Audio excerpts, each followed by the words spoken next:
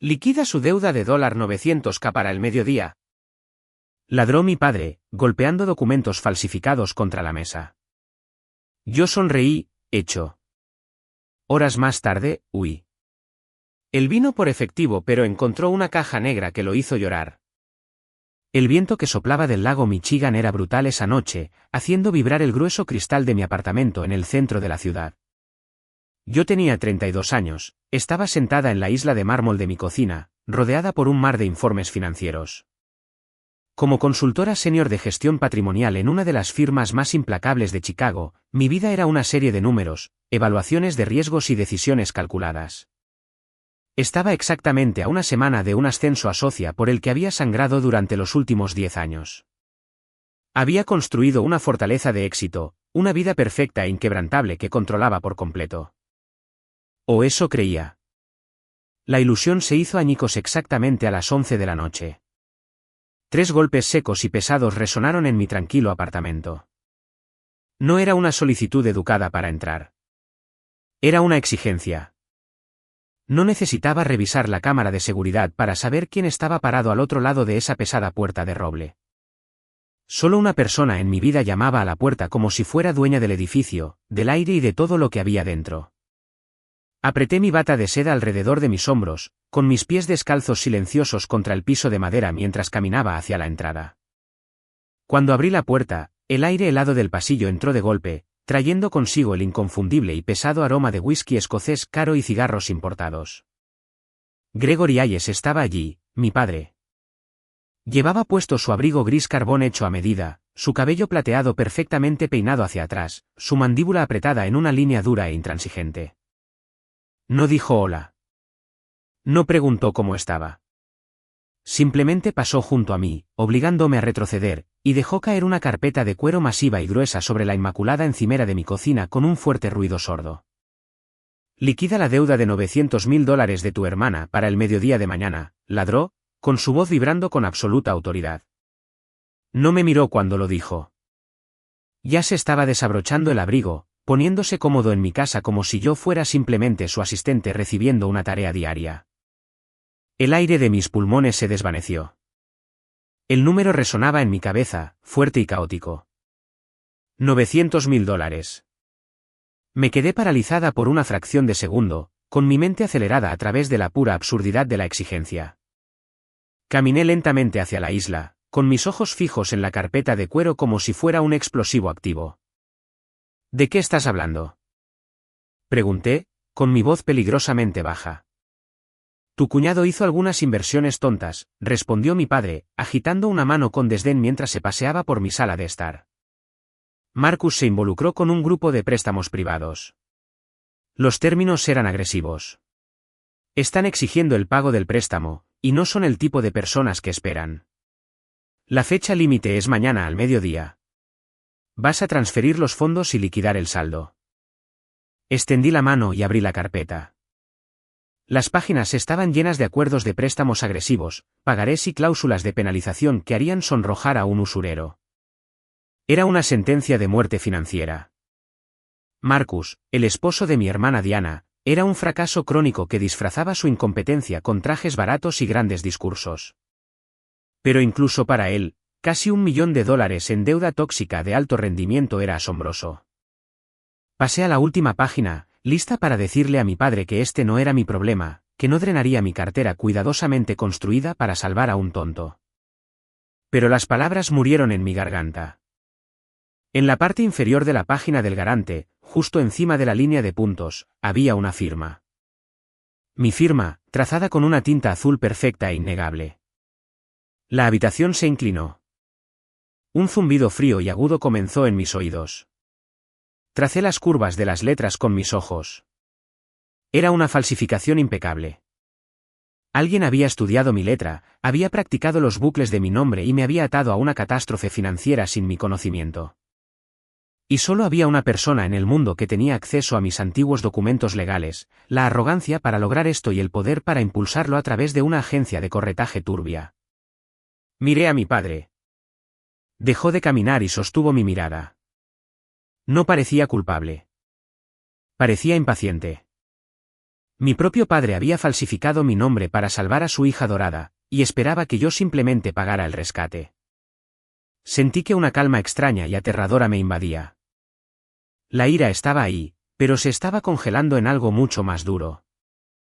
Lo miré, sintiendo cómo se rompía el último hilo de mi lealtad, y sonreí. Era el tipo de sonrisa que das justo antes de reducir todo a cenizas.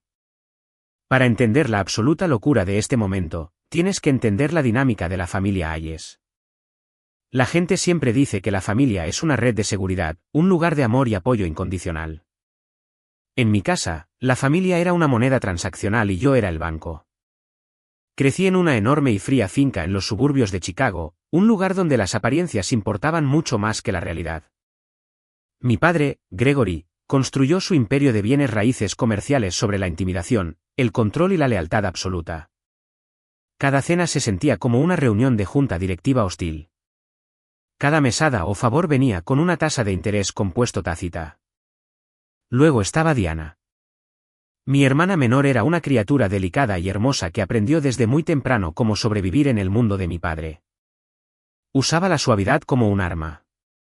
Mientras yo estudiaba hasta que me sangraban los ojos para ganar los raros gestos de aprobación de mi padre, Diana solo tenía que dejar caer una sola lágrima por su mejilla para que él detuviera el mundo por ella. Era frágil. Él siempre decía que necesitaba protección. Lo que eso realmente significaba era que ella era sumisa, dependiente y estaba completamente bajo su control. Yo, por otro lado, era independiente, astuta y resiliente. Mi padre me etiquetó como la fuerte. Durante años, llevé esa etiqueta como una medalla de honor.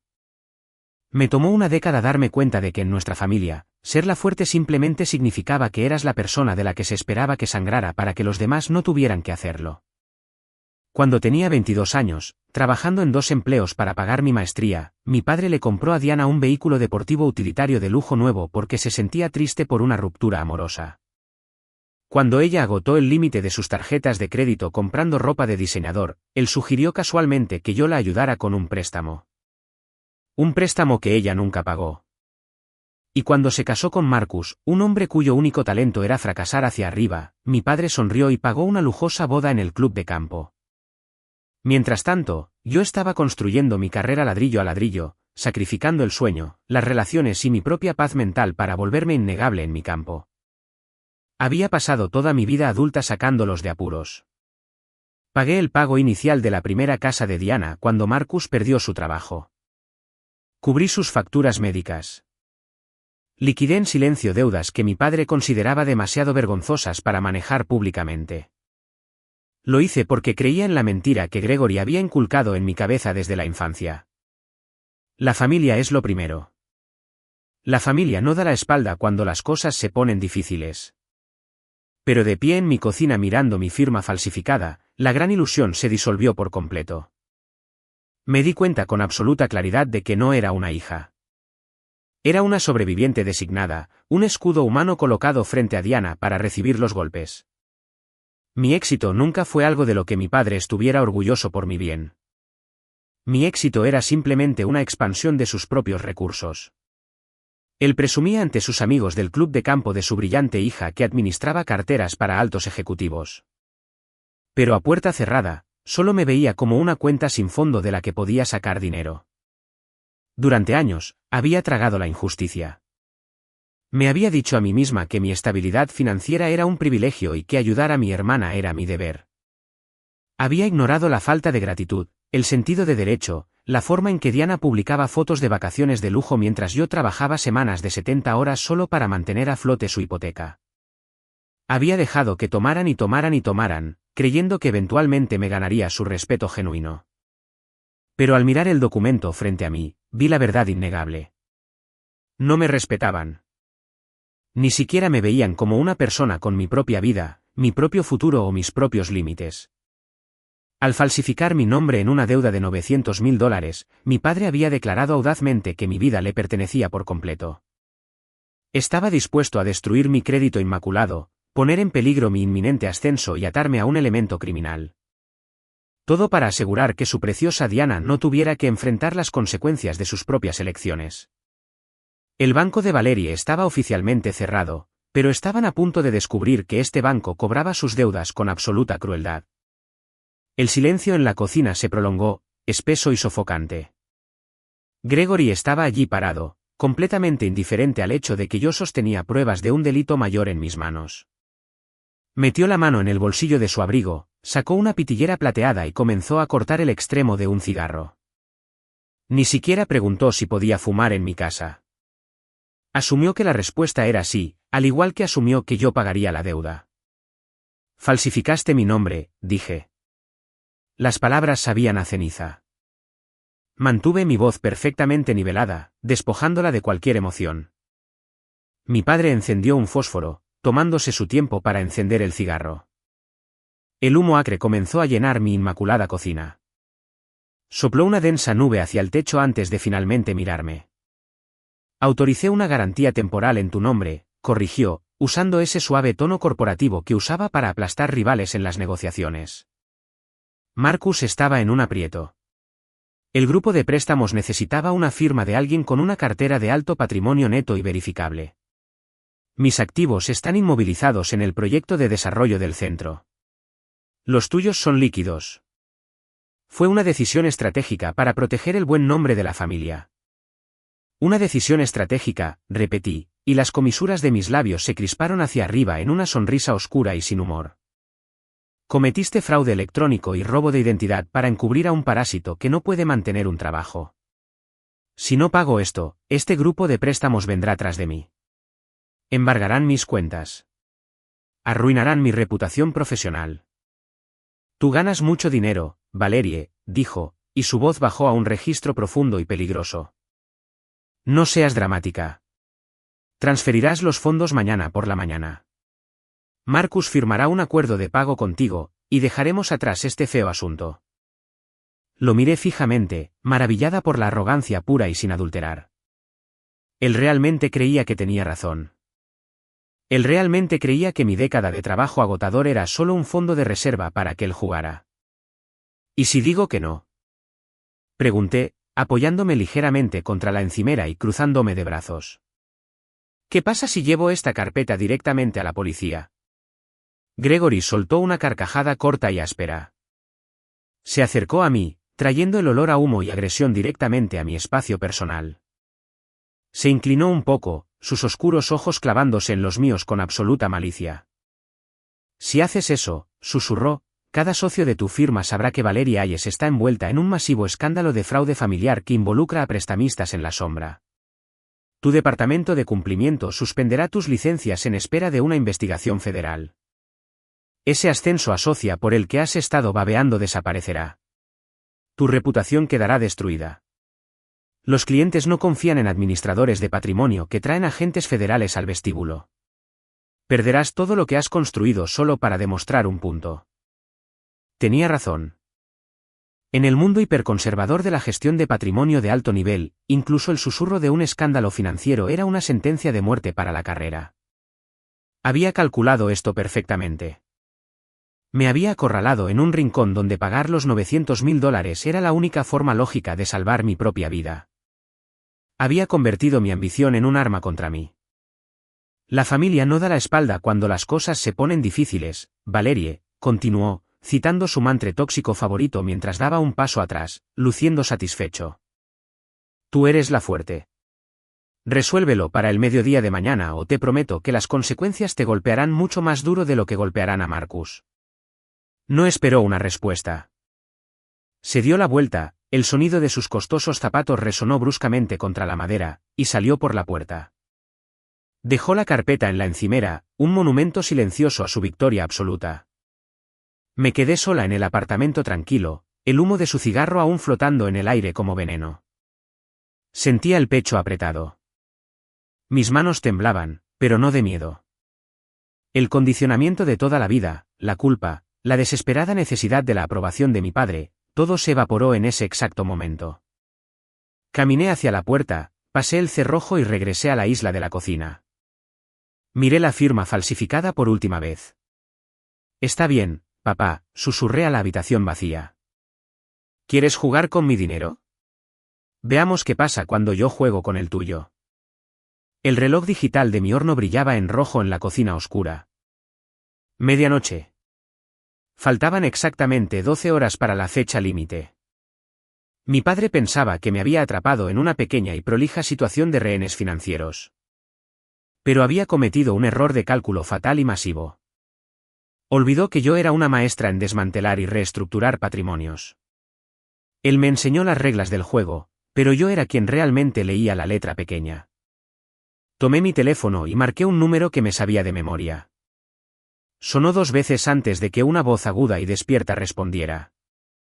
Valerie, es medianoche. Dime que alguien se está muriendo, dijo Nadia. Nadia no era solo mi abogada personal. Era una tiburón corporativo que se especializaba en protección de activos y adquisiciones hostiles. También era la única persona en el mundo que conocía la verdadera magnitud de los enredos financieros que mi padre había tejido a mi alrededor a lo largo de los años. Nadie se está muriendo, dije, con voz firme, fría y precisa. Pero necesito que ejecutes los protocolos de contingencia. Todos, inmediatamente. La línea se quedó en silencio absoluto durante un largo momento.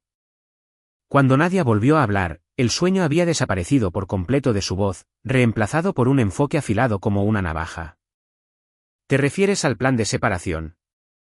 Aclaró. Valerie, ¿estás segura? Construimos ese plan como una opción nuclear. Si presiono este botón, desencadena un evento financiero catastrófico para tu padre.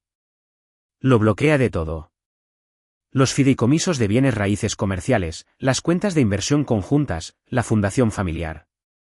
Si hacemos esto, no hay vuelta atrás.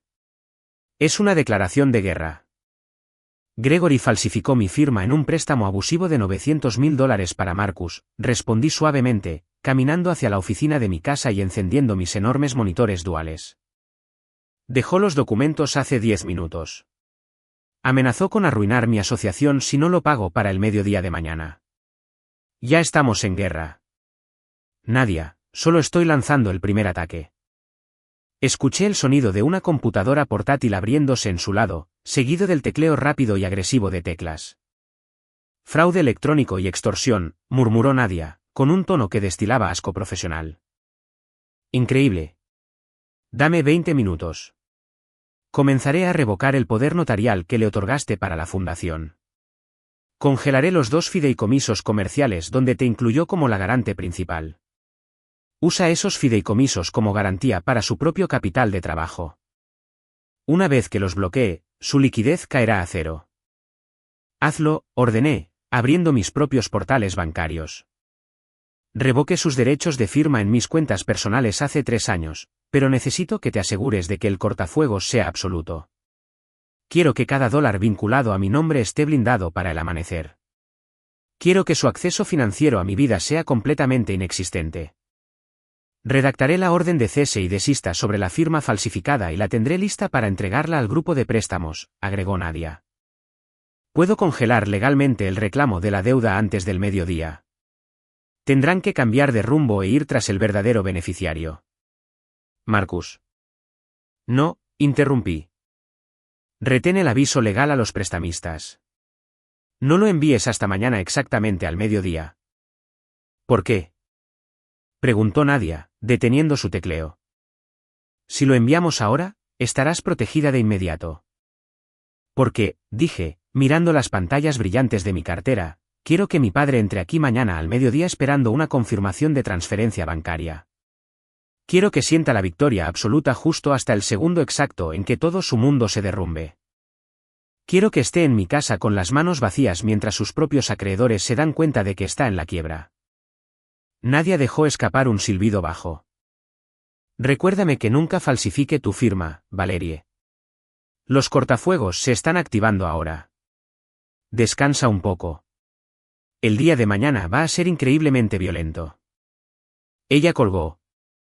Me senté en la luz azul de mis monitores, observando cómo mis cuentas se bloqueaban una por una. Las cerraduras digitales girando, asegurando mi vida, mi dinero, mi futuro. Pero sabía que no podía descansar. Un congelamiento financiero era solo defensa. Necesitaba un ataque. Necesitaba construir un caso tan abrumador, tan irrefutable que nunca pudieran torcer la narrativa de nuevo. Necesitaba un viaje por el carril de los recuerdos. Tomé mis llaves, me puse mi pesado abrigo de invierno sobre el pijama y salí a la helada noche de Chicago. El viaje en coche a los suburbios duró 45 minutos, con la carretera vacía extendiéndose bajo el resplandor naranja de las luces de la calle. Mi destino no era la enorme e imponente finca en la que vivía actualmente mi padre con su nueva y mucho más joven esposa. Mi destino era una hermosa y modesta casa de mediados de siglo escondida en un vecindario tranquilo. Era la casa que mi madre había comprado antes de casarse con Gregory. Era la casa que me dejó en su testamento, el único lugar que mi padre nunca pudo tocar, aunque había intentado convencerme de venderla durante años. Estacioné en la entrada y apagué el motor. La casa estaba en total oscuridad, un monumento silencioso a una mujer que había hecho todo lo posible por protegerme de la despiadada máquina con la que se había casado. Abrí la puerta principal y entré. El aire estaba viciado, con un ligero olor a polvo, madera vieja y el persistente aroma a lavanda. Encendí la luz del pasillo. Todo estaba exactamente como había estado cuando falleció hace 5 años. Caminé lentamente por la sala de estar, mis dedos rozando el respaldo de su sillón favorito. Estar aquí siempre me dolía el pecho. Pero esta noche, no buscaba consuelo. Buscaba claridad. Caminé por el pasillo corto hasta su pequeño estudio. La habitación estaba llena de estantes con novelas, álbumes de fotos y años de sus diarios personales. Mi madre había sido una mujer gentil, una mediadora que pasó toda su vida tratando de suavizar los bordes afilados de Gregory. Siempre me había dicho que fuera la persona madura, que entendiera que la agresión de mi padre era solo su forma de asegurar nuestra supervivencia en un mundo difícil. Durante años, me había aferrado a sus palabras, usándolas para justificar mi propia subyugación. Pensaba que, al absorber las cargas de la familia, estaba honrando su legado de paz. Me senté en su escritorio de roble y abrí el cajón inferior. Dentro había una pila de cuadernos encuadernados en cuero. Saqué el último diario en el que había escrito durante sus meses finales. Pasé las páginas, viendo su letra pulcra y elegante. Escribía sobre su jardín, su fatiga, sus esperanzas de que Diana encontrara la independencia. Y luego, cerca del final del libro, encontré un pasaje que me dejó sin aliento. Estaba fechado solo unas semanas antes de que muriera. La tinta estaba presionada profundamente en el papel, mostrando un raro momento de intensa frustración. Miro a Valerie y se me rompe el corazón, decía la entrada. Es tan fuerte, tan capaz, pero Gregory la ha convencido de que su único valor es lo que puede proporcionarnos. He pasado mi vida tratando de mantener la paz, pero ahora veo que la paz construida sobre el sacrificio de otra persona es solo explotación. Hoy le dije a Valerie que siempre sea amable. Ojalá le hubiera dicho que fuera feroz en su lugar. La amabilidad sin límites no crea amor. La amabilidad sin límites se convierte en servidumbre. Rezo para que aprenda a alejarse de nosotros antes de que la consumamos por completo. Me senté en la habitación silenciosa y polvorienta, mirando esas palabras hasta que se volvieron borrosas. Servidumbre. Mi propia madre, la mujer que predicó la unidad familiar hasta su último aliento, se había dado cuenta de la verdad antes del final. Sabía que me estaban comiendo viva, y su último deseo era que cortara el cordón. Un peso pesado y sofocante se levantó de mis hombros. La culpa, el miedo profundamente arraigado de estar siendo una mala hija, una mala hermana, desapareció por completo. Mi padre había usado la memoria de mi madre para mantenerme a raya, recordándome constantemente que ella querría que nos mantuviéramos unidos. Pero aquí, de su propio puño y letra, estaba mi absolución. Cerré el diario con cuidado y lo guardé en mi bolso.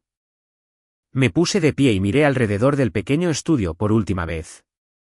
Me sentía diferente. La chica asustada y desesperada que quería la aprobación de su padre estaba muerta. La mujer que estaba en esa habitación era una verdugo financiera armada con claridad y absoluta determinación. Apagué la luz, cerré la puerta con llave detrás de mí y conduje de regreso a la ciudad. Era hora de construir el arma que terminaría con esto para siempre. Regresé a mi apartamento a las 2 de la madrugada. La ciudad abajo estaba completamente silenciosa, pero dentro de mi casa, una sala de guerra estaba cobrando vida. Fui directo a mi oficina en casa, encendí mi impresora láser de alta capacidad y abrí el disco duro encriptado donde guardaba cada registro financiero de mi vida adulta. Si Gregory quería jugar un juego de libros mayores y saldos, le iba a dar una auditoría que haría añicos su realidad. La impresora cobró vida, escupiendo páginas cálidas y nítidas. Comencé con las ofensas más recientes y fui retrocediendo a través de 12 años de abuso financiero. Primero vinieron los documentos de bienes raíces. Imprimí las escrituras y el historial de pagos de la hipoteca de la casa suburbana de 4 habitaciones de Diana y Marcus. Les encantaba organizar cenas y presumir de su hermosa casa. Lo que nunca mencionaron a sus amigos fue que la casa era propiedad legal de una sociedad de responsabilidad limitada registrada a mi nombre porque el crédito de Marcus estaba demasiado destruido para asegurar un préstamo. Imprimí cada transferencia mensual que había hecho para cubrir su hipoteca cuando Marcus estaba desempleado. 36 pagos separados. Luego vinieron los rescates de estilo de vida. El cheque de $50.000 que escribí para cubrir el déficit de su extravagante boda. Los recibos del arrendamiento del auto de lujo de Diana, del cual me había hecho cargo discretamente cuando amenazó con conducirlo hacia un lago por el estrés. Las facturas médicas, las liquidaciones de tarjetas de crédito, las transferencias de efectivo de emergencia etiquetadas como ayuda temporal que nunca fueron devueltas. La pila de papeles en mi escritorio se hizo más y más gruesa. Era repugnante verlo todo expuesto en forma física. Cientos de miles de dólares, años de mi trabajo, apilados como un monumento a mi propia estupidez. Finalmente, imprimí el golpe de gracia. Inicié sesión en mi servidor de correo electrónico seguro y extraje una comunicación de hace 3 años. Era un hilo de correos electrónicos entre Gregory y un corredor corrupto que usaba para sus negocios en la sombra. En el correo electrónico, Gregory discutía explícitamente eludir mi consentimiento para apalancar un fideicomiso familiar. Era una prueba contundente de su disposición para cometer fraude mucho antes de esta noche.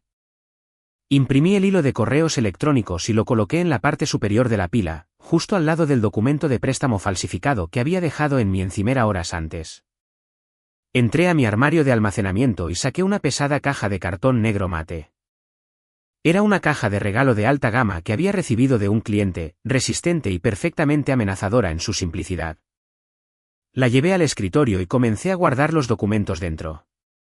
Los organicé meticulosamente, creando una línea de tiempo cronológica de su parasitismo. Quería que sintieran el peso de sus acciones. Quería que Diana viera exactamente el dinero de quien pagó por el techo sobre su cabeza. Cuando los documentos estuvieron perfectamente arreglados, metí la mano en mi cajón y saqué una pequeña memoria USB plateada. La conecté a mi computadora portátil, abrí una aplicación de grabación de voz y presioné grabar. No escribí un guión para lo que iba a decir. Solo miré el punto rojo brillante en la pantalla y dejé que 12 años de rabia reprimida fluyeran de mí en un susurro tranquilo y letal. Hablé durante 5 minutos. Cuando terminé, guardé el archivo, saqué la unidad USB y la coloqué directamente en el centro de los documentos dentro de la caja negra. Coloqué la tapa en la caja y la sellé firmemente con una tira gruesa de cinta adhesiva negra. Escribí el nombre de Gregory en la parte superior con tinta plateada limpia y precisa. La caja parecía un ataúd. En cierto modo, lo era. Era el ataúd de nuestra dinámica familiar. Eran las 4 de la mañana. Mis maletas no estaban hechas. Mi apartamento estaba exactamente como siempre. Pero al mirar esa caja negra asentada en mi escritorio, supe que ya me había ido. El sol salió sobre el lago Michigan, arrojando una luz gris y fría a través de mis ventanas de piso a techo. No había dormido ni un solo segundo, pero la adrenalina que bombeaba por mis venas hizo que mi mente estuviera más aguda que nunca. Me paré en mi dormitorio, arrojando ropa para exactamente 5 días en una pequeña maleta de mano de cuero. Empaqué mi pasaporte, mi computadora portátil segura y el diario que había tomado de la casa de mi madre. Todo lo demás, los zapatos de diseñador, el arte costoso, los pesados muebles que me encadenaban a esta vida, lo dejaba atrás. Exactamente a las 7 de la mañana, mi teléfono en la mesita de noche vibró violentamente. La pantalla se iluminó con un nombre que había pasado toda mi vida tratando de complacer. Diana. No contesté. Solo observé cómo el teléfono zumbaba, Se deslizaba una pulgada por la mesa de cristal y se apagaba. 10 segundos después, se iluminó de nuevo. Esta vez, fue un aluvión de mensajes de texto. Disparos rápidos y desesperados. Tomé el dispositivo y leí las notificaciones. Valerie, por favor, contesta. Papá dice que estás actuando como loca por el préstamo. Tienes que pagarlo hoy. Marcus está aterrorizado. Estos tipos amenazaron con venir a la casa. Somos familia. No puedes simplemente dejarnos ahogar. Llámame ahora. Leí las palabras, esperando el familiar pico de culpa, el impulso de arreglarlo para calmar su ansiedad, pero no había nada, solo un silencio hueco y resonante en mi pecho. No me preguntó cómo estaba. No se disculpó porque su esposo pusiera mi nombre en un documento fraudulento. Solo exigió su salvación, como siempre lo había hecho. Presioné el botón de encendido, apagando el teléfono por completo, y lo tiré a la papelera más cercana. Ya había comprado un teléfono desechable y una nueva computadora portátil la semana anterior para un viaje de trabajo seguro. Estaban guardados de forma segura en mi bolso. La antigua Valerie era inalcanzable. Cerré la maleta y caminé hacia la sala de estar. La caja negra descansaba pesadamente sobre la isla de la cocina. La recogí, sintiendo el peso sustancial de todo ese papel, y la llevé al vestíbulo principal. La coloqué perfectamente en el centro del piso de mármol, justo donde la luz de la mañana la iluminaba. Sería la primera cosa que cualquiera vería al cruzar la puerta. Hice una revisión final del apartamento. Desconecté el enrutador, asegurándome de que nadie pudiera acceder a mi red doméstica. Ajusté el termostato a unos gélidos 50 grados. Quería que el apartamento se sintiera tan frío y muerto como mi relación con ellos. Finalmente, sincronicé la cámara de seguridad sobre mi puerta directamente con mi nueva computadora portátil segura. Dondequiera que estuviera en el mundo, tendría un asiento en primera fila para el momento exacto en que mi padre se diera cuenta de que había perdido. Para las 8 de la mañana, estaba en la parte trasera de un automóvil negro, conduciendo a toda velocidad hacia el aeropuerto internacional O'Hare. Vi cómo el horizonte de Chicago se encogía en el espejo retrovisor. Los imponentes edificios de cristal donde había construido mi reputación, las calles donde había hecho recados para mi padre. Los restaurantes donde había pagado las costosas cenas de Diana. Todo se desvaneció en la niebla gris de invierno. Mi vuelo a Portland, Maine, abordaba en 2 horas. Había alquilado una cabaña aislada frente al mar bajo una sociedad de responsabilidad limitada corporativa hace meses. Originalmente destinada a un retiro de escritura tranquilo para estudiar para mis exámenes finales de asociación. Ahora era mi fortaleza de soledad. Cuando el automóvil se detuvo en la terminal de salidas, abrí mi nueva computadora portátil y revisé mi correo electrónico cifrado. Había un solo mensaje de una línea de Nadia enviado exactamente a las 8:15. El cortafuegos está bloqueado. El rey no tiene castillo. Sonreí, le di al conductor una propina generosa y entré al aeropuerto. La cuenta regresiva había comenzado. Eran las 8:30 de la mañana. En 3 horas y media, llegaría la fecha límite del mediodía. Gregory Hayes estaba a punto de entrar a mi apartamento, esperando una rendición, pero todo lo que encontraría sería la caja negra, esperando en el silencio. Eran exactamente las 9 de la mañana cuando Gregory Hayes empujó las pesadas puertas giratorias de cristal de mi firma de gestión de patrimonio en el centro de la ciudad. No tenía una cita. No la necesitaba, al menos en su mente. Durante años, había tratado mi oficina como una extensión de su propio imperio corporativo, pasando por la recepción con esa aterradora confianza inmerecida. Pero hoy era diferente. Hoy, los cimientos sobre los que caminaba ya se estaban derrumbando, aunque él todavía no lo supiera. Mientras yo estaba sentada en un cómodo asiento de cuero en primera clase, bebiendo agua con gas a 30.000 pies de altura y viendo las nubes extenderse interminablemente sobre el medio oeste, las cámaras de seguridad de mi antigua oficina estaban capturando el comienzo de su caída. Mi antigua asistente, una joven astuta que siempre se había sentido intimidada por mi padre, estaba sentada en la recepción cuando él se acercó. «Dile a Valerie que estoy aquí», ordenó Gregory, golpeando un maletín de cuero contra el escritorio de recepción de caoba. «Dile que traiga el archivo de Marcus y la autorización de transferencia bancaria». Tengo un horario apretado hoy y no voy a esperar. Mi asistente tragó saliva, mirándolo con una mezcla de miedo y confusión. Lo siento, señor Hayes, tartamudeó, con las manos temblando ligeramente sobre su teclado. Valerie no está aquí. No juegue conmigo, espetó él, y su voz resonó en el silencioso y lujoso vestíbulo. Varios asociados menores giraron la cabeza para mirar. Sé que ella tiene la revisión del mercado de las 9. Entre a su oficina y sáquela. Dígale que es una emergencia absoluta respecto a la obligación familiar de $900.000. Señor Hayes, ella no está en el edificio, repitió la asistente, y su voz ganó una fracción de onza de coraje. Valerie renunció. Con efecto inmediato, envió un correo electrónico a toda la empresa a las 6 de la mañana, entregó sus llaves físicas al guardia nocturno y entregó por completo su cartera a los socios principales. Ella ya no trabaja aquí. Gregory se congeló. La absoluta certeza en su rostro se resquebrajó por una fracción de segundo. La idea de que yo abandonaría mi asociación, el ascenso por el que había sangrado durante 10 largos años, le resultaba totalmente incomprensible. Miró a la asistente, procesando las palabras, y luego su ira estalló para enmascarar su repentino pánico. Eso es imposible, gruñó, inclinándose sobre el escritorio para intimidarla. Llame a su teléfono ahora mismo. Va directo al buzón de voz, señor, respondió la asistente, encogiéndose en su silla. Hemos estado intentando contactarla toda la mañana para manejar el papeleo de transición, pero su número está desconectado. Gregory sacó su propio teléfono del bolsillo de su abrigo y marcó mi número. Solo podía imaginar el furioso color rojo ardiente de su rostro mientras escuchaba a la operadora automática decirle que el número ya no estaba en servicio. Golpeó su teléfono contra el escritorio. Necesitaba mostrar poder. Necesitaba demostrar que todavía tenía el control.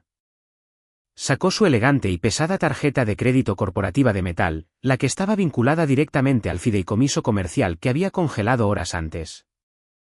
Bien, ladró. Necesito contratar a uno de sus socios principales ahora mismo para rastrear sus activos.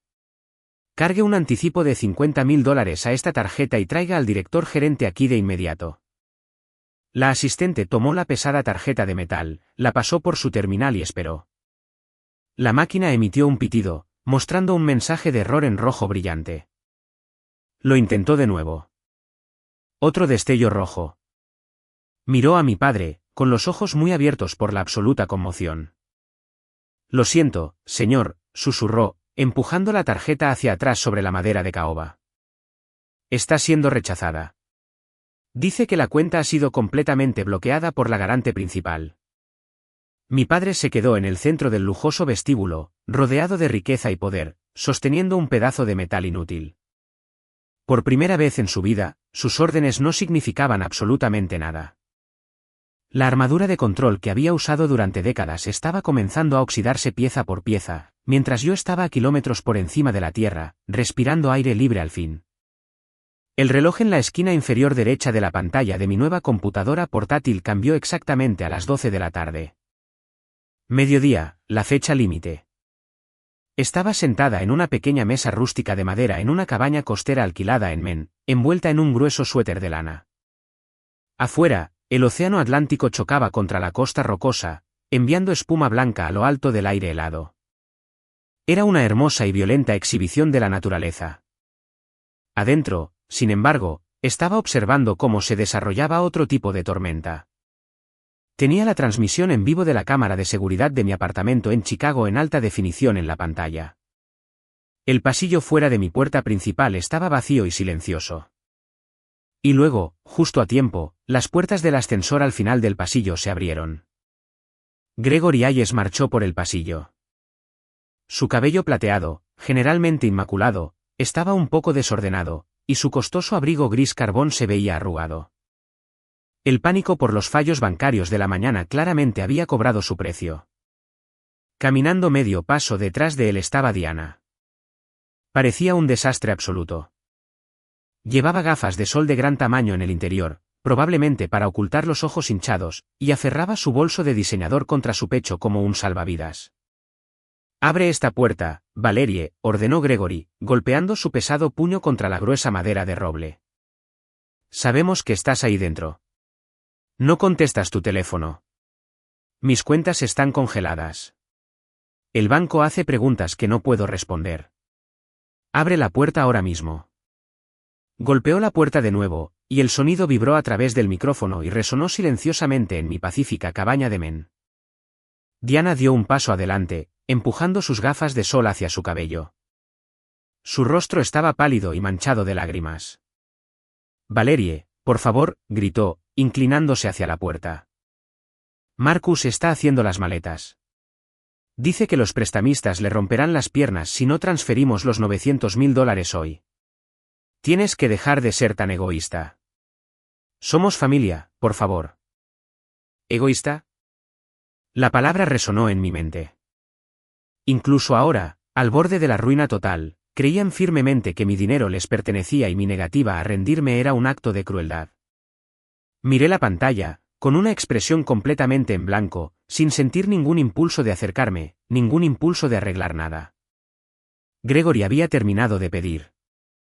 Dio un paso atrás, con el rostro torcido por la ira absoluta, y sacó una pequeña y pesada herramienta de metal de su bolsillo. Mi padre siempre había creído que cualquier puerta que se interpusiera en su camino podía abrirse a la fuerza, ya fuera con dinero o con pura fuerza. Clavó la herramienta en el mecanismo de la cerradura. La giró violentamente, gruñendo por el esfuerzo, sin importarle en absoluto que la seguridad del edificio pudiera verlo. Con un crujido agudo que el micrófono captó perfectamente, el cerrojo cedió. Empujó la pesada puerta y entró furioso al apartamento con Diana siguiéndolo nerviosamente. La transmisión de la cámara cambió a la vista interior, capturando toda la sala de estar y el área de la cocina. «¿Valerie?», gritó, y su voz rebotó en las paredes desnudas. «¿Dónde estás?». Pero el apartamento estaba en un silencio sepulcral. Había dejado el termostato ajustado a unos helados 50 grados, y el aire gélido los envolvió de inmediato. El lugar se veía intacto, inmaculado y completamente vacío. No había maletas, no había abrigos junto a la puerta, ninguna señal de vida en absoluto. Se quedaron en la entrada, mirando a su alrededor con total confusión. La comprensión de que realmente me había ido, de que había abandonado mi fortaleza, comenzó a filtrarse lentamente en sus mentes. Entonces los ojos de Gregory se clavaron en la isla de la cocina. Asentada justo en el centro de la encimera de mármol, iluminada por un único rayo de fría luz solar de invierno que se filtraba por la ventana, estaba la pesada caja de cartón negro mate. En la parte superior, escrito en llamativa tinta plateada, estaba su nombre. Se quedó mirándola durante un largo momento, con el silencio del apartamento vacío zumbando en sus oídos. Caminó lentamente hacia la isla de la cocina, con pasos pesados y vacilantes, atraído hacia la caja como una polilla a la llama. La trampa estaba puesta. La puerta estaba cerrada detrás de él, y era la hora de la ejecución. A través del lente de la cámara de alta definición, vi a mi padre acercarse a la isla de la cocina. Tenía la mandíbula apretada con fuerza, y un músculo le temblaba en la mejilla mientras miraba la caja negra. Diana revoloteaba nerviosamente a unos pasos detrás de él, con los brazos fuertemente envueltos alrededor de su propia cintura, sintiendo el cambio masivo en la atmósfera. El pesado silencio en el apartamento se sentía sofocante, incluso desde 1000 millas de distancia. «¿Qué es eso?», preguntó Diana, con voz temblorosa, sonando muy pequeña en la habitación grande y vacía. «¿Dejó un cheque?». «Dejó el dinero». Gregory no respondió. Extendió ambas manos y agarró la gruesa cinta negra que sellaba la caja. Con un tirón violento y enojado, arrancó la cinta. El sonido del adhesivo rasgándose resonó con fuerza. Quitó la tapa y la arrojó sin cuidado al suelo. Metió la mano dentro y sacó la enorme pila de papeles. Cientos de documentos, extractos bancarios, transferencias electrónicas y contratos legales. Mientras los sacaba, la pila se resbaló y docenas de papeles se derramaron por la inmaculada encimera de mármol, cayendo en cascada sobre el piso de madera como una cascada de evidencia innegable. «¿Qué es toda esta basura?», murmuró, moviendo las manos frenéticamente mientras intentaba clasificar el caos. Cogió una hoja al azar. Era el recibo de una transferencia de $50.000 que había hecho para cubrir el déficit de nómina de su empresa hace 5 años. Lo dejó caer y cogió otro. Un estado de cuenta de la tarjeta de crédito que mostraba el pago de un saldo masivo por la juerga de compras de lujo de Diana. Diana se arrodilló en el suelo, recogiendo los papeles que habían caído cerca de sus pies. Se quedó mirando un documento grueso y grapado con un sello oficial del Estado. Sus ojos se abrieron como platos, escaneando el texto. «Papá», susurró, con la voz quebrándose en puro terror. «Papá, esta es la escritura de mi casa. La casa en la que Marcus y yo vivimos». «Sé que es tu casa, Diana», le espetó, sin mirarla, todavía escarbando en la pila de la encimera. «Déjalo y busca un giro bancario». Tiene que haber dejado un giro bancario por los $900.000. «No, no lo entiendes», gritó Diana, poniéndose de pie y sosteniendo el papel con manos temblorosas. «El propietario que figura en esta escritura es una sociedad de responsabilidad limitada. Es el holding de Valerie. Ella es la dueña de mi casa, papá. Ella es la dueña del techo sobre mi cabeza». Gregory se detuvo en seco. Giró lentamente la cabeza para mirar a su hija dorada, y la comprensión lo golpeó como un golpe físico. Mientras él pensaba que había estado moviendo los hilos, yo había estado comprando discretamente todo el escenario. Volvió a mirar los papeles restantes en la caja.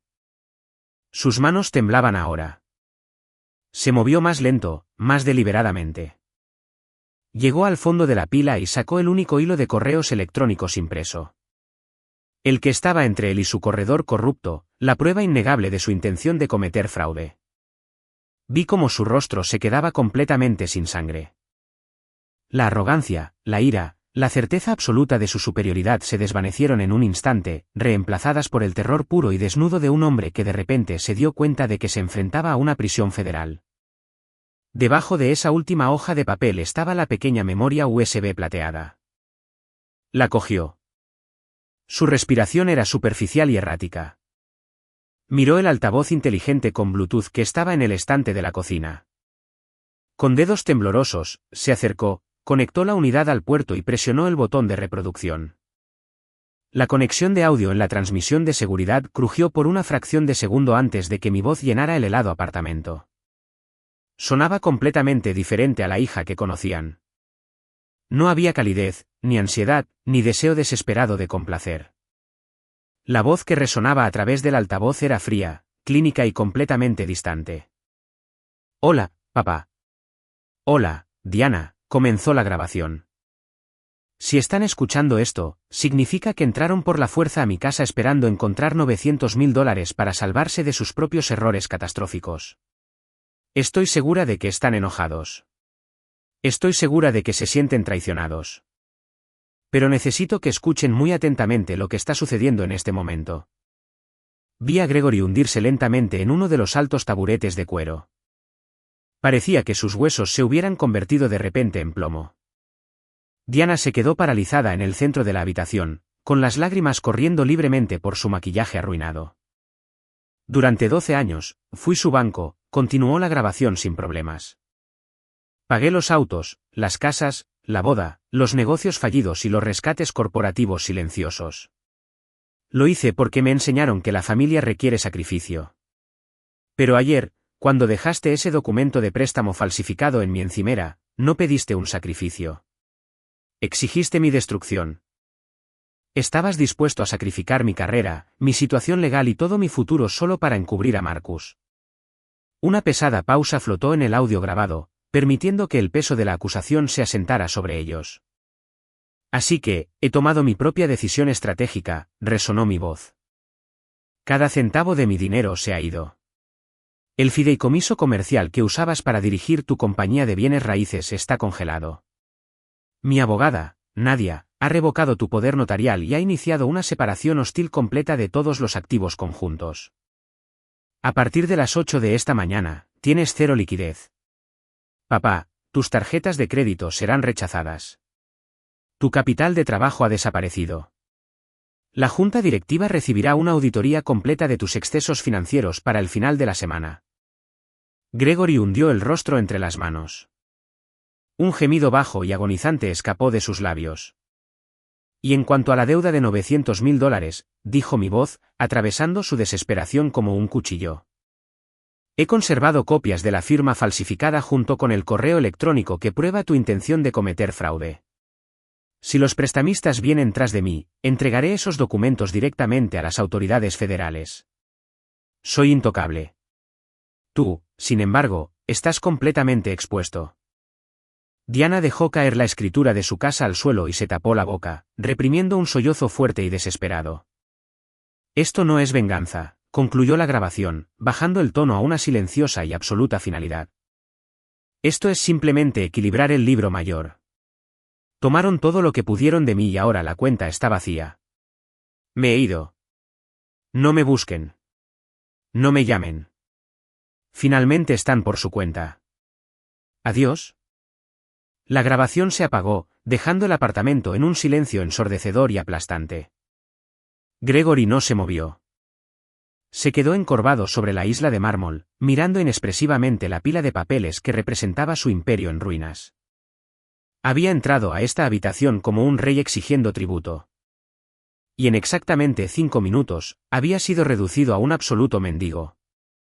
La red de seguridad había desaparecido y el suelo subía a toda velocidad para encontrarse con ellos. Las consecuencias inmediatas fueron como ver un accidente automovilístico catastrófico en cámara lenta. Gregory se sentó completamente paralizado en el taburete, su costoso abrigo colgando de sus hombros como un sudario. Se quedó mirando la memoria USB plateada que sobresalía del altavoz, incapaz de comprender la totalidad absoluta de su derrota. El hombre que había controlado cada narrativa, manipulado cada resultado y se había abierto paso en la vida intimidando, finalmente se había encontrado con un objeto inamovible, y era su propia hija. Diana, sin embargo, se hizo añicos al instante. La frágil burbuja de cristal en la que había vivido toda su vida acababa de ser destrozada con un martillo. Miró alrededor del helado y vacío apartamento, con los ojos desorbitados por el pánico. Papá, gimió, dando un paso hacia él. Papá, ¿qué vamos a hacer? Marcus me va a dejar. Los prestamistas se lo van a llevar todo. Papá, arregla esto. Llámale. Dile que lo sientes. Arréglalo. Gregory levantó lentamente la cabeza. Sus ojos estaban hundidos, desprovistos del fuego agresivo que solía arder en su interior.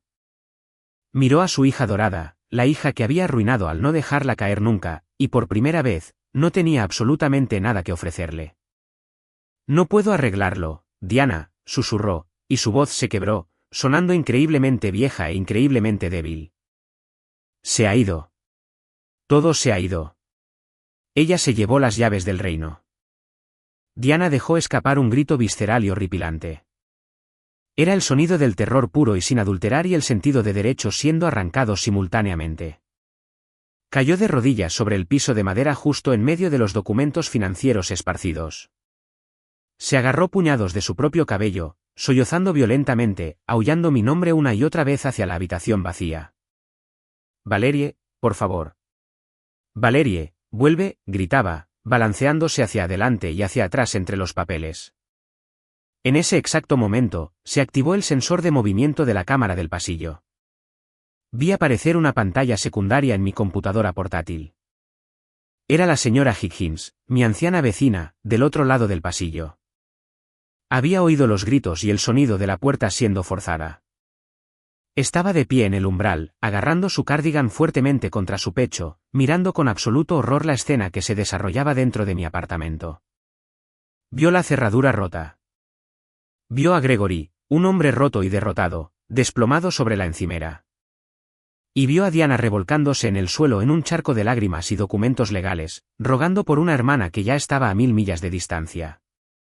La señora Higgins sacó lentamente su teléfono, con las manos temblorosas, y pulsó grabar, capturando el innegable y patético colapso de la jerarquía de la familia Hayes. Sentada en mi tranquila cabaña en Maine, escuchando el rítmico choque de las olas del océano afuera, vi llorar a Diana. Por un breve y fugaz segundo, el viejo instinto condicionado estalló en mi pecho. El impulso de tomar el teléfono, transferir fondos, suavizar los bordes ásperos de sus vidas para que no tuvieran que sufrir. Era un dolor fantasma, el dolor de un miembro amputado. Pero luego recordé la firma falsificada. Recordé el diario de mi madre. Recordé que salvarlos solo significaría ahogarme yo misma. Extendí la mano y presioné suavemente el botón de encendido de mi computadora portátil. La pantalla se volvió negra, cortando el audio del llanto de Diana, cortando la imagen de la derrota de mi padre. La cabaña se llenó al instante con nada más que el sonido del viento y el mar. La transacción estaba completa. La caja negra había hablado, y finalmente yo era verdaderamente libre. Pasaron 3 semanas en un absoluto y hermoso silencio. No compré un televisor para la cabaña. No leí las noticias financieras de Chicago. Pasaba mis mañanas caminando a lo largo de la costa irregular, dejando que el helado viento del océano limpiara 12 años de veneno corporativo y familiar de mis pulmones. Bebía café barato de cafetería, usaba suéteres de gran tamaño y dormía 9 horas cada noche sin despertarme cubierta de sudor frío. Pero a pesar de que me había retirado del campo de batalla, las bombas que había colocado todavía estaban detonando en casa. Nadia, fiel a su naturaleza como abogada implacable, insistió en hacerme una única llamada de actualización completa un martes por la tarde.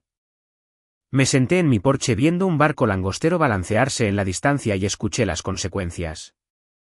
Fue una masacre absoluta, Valerie, dijo Nadia, con su voz prácticamente vibrando de satisfacción profesional. Cuando la junta directiva de la firma de bienes raíces de tu padre vio el congelamiento financiero y los desencadenantes de la auditoría, llevaron a cabo una votación de emergencia a medianoche. Gregory fue destituido como director ejecutivo antes de que saliera el sol el lunes. Lo despojaron de su capital para cubrir las deudas de apalancamiento.